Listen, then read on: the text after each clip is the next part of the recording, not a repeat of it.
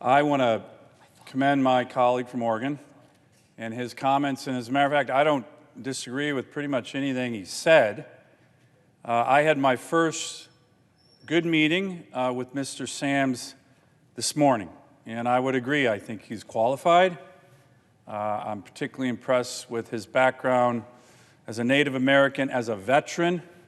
One thing I like to talk a lot about is how our Alaska Native populations, our Native American populations, serve at higher rates in the military than any other ethnic group in the country. Special patriotism. Mr. Sams certainly carries that tradition on quite well. And I have already talked to Senator Wyden. I intend to work with him and Mr. Sams just on a few more issues, a few more discussions. Again, we had a very good conversation this morning. This is nothing about his qualifications, but I wanted to make sure the administration is aware of some issues at very high levels as it relates to this position, this job. And again, I agree with my colleague from Oregon. This is an extraordinarily important federal agency. As a matter of fact, it's so important for my state that I want to explain a little bit to my colleagues, many of whom don't really know what the National Park Service does. But to my state, it's enormously important, it's powerful, and it can touch on people's lives in huge ways. Let me just give you a little bit of the numbers, Mr. President. The federal government manages roughly 66% of the lands in Alaska. Of that, the Park Service controls 55 million acres. 2/3 of all National Park Service land, 2/3 of the land that Mr. Sams will be in charge of are in my state. A lot of people don't recognize that. A lot of people don't understand that. Alaskans understand it. 2/3. So he is one of the big, important landlords of the great state of Alaska. And as you can imagine, this agency has outsized influence in Alaska beyond what these numbers represent. For hunting, for fishing, for transportation, for culture, and for people's livelihoods. And Mr. President, this has been an agency, to be quite frank, that has been abusing its power in Alaska for decades.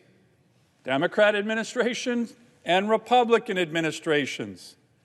In 1980, this body passed the Alaska National Interest Lands Conservation Act, what we call in Alaska ANILCA. The Congress took 100 million acres of Alaska lands. We weren't supportive, by the way, in Alaska. 100 million acres. That's bigger than almost any state represented in the U.S. Senate. Bigger than 2 Minnesotas. And a huge part of ANILCA laid out how the National Park Service would interact with Alaskans. For decades, Alaskans were saying that the way in which the National Park Service was treating Alaskans, by the way, Alaska Natives in particular, was not according to the law, was not according to ANILCA. And Mr. President, it wasn't just Alaskans saying this. In the last 4 years, there have been 2 United States Supreme Court decisions. They're referred to as the Sturgeon decisions, where an Alaskan who wanted to go hunting sued the National Park Service, and it went all the way to the Supreme Court. And the U.S. Supreme Court, twice in the last 4 years, 9-0, agreed with Alaskans that the National Park Service was not following the law as it related to ANILCA. As Justice Kagan, who wrote one of the opinions, said, Alaska is often the exception, not the rule, to issues relating to federal lands and access. Now, as you can imagine, the National Park Service did not like getting slammed by the U.S. Supreme Court twice, 9-zip. But we liked it. It was a vindication of what Alaskans for decades have been saying about the abuse of power of the National Park Service.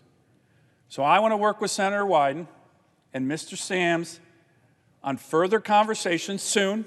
We're not trying to block this. I know the National Park Service needs leadership, and I think he would be a good leader, but to look at making sure the implementation of these two U.S. Supreme Court decisions, 9-0, are followed through by the entire bureaucracy. It's not much to ask. These are topics I raised with Mr. Sams today. He seemed to be in agreement with me, but these issues are enormously important to the people I represent. And Mr. President, I'm going to mention one final thing, and it's not really in Mr. Sams' area of expertise, but I mention this to him as well. All Americans have been experiencing economic, pandemic-related pain over the last 20 months. My state, I think, has been as hit hard as any other state, particularly on the economic side.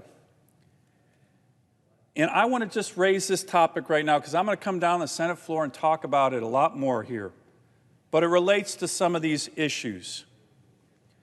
This administration, the Biden administration, in the last 10 months has issued 19 executive orders or executive actions solely focused on my state. 19. There's no other state in the country, not Maryland, not Oregon, no other state in the country that is getting this kind of attention from the new administration.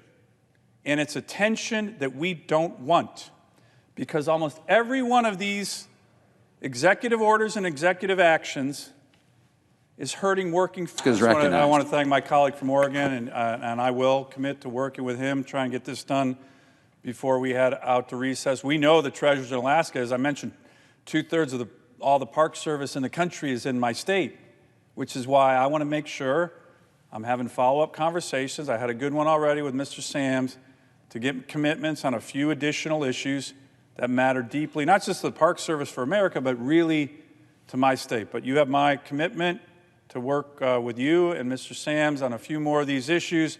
And if I may, for all my colleagues, right? And I'm glad to hear Senator Wyden mention this.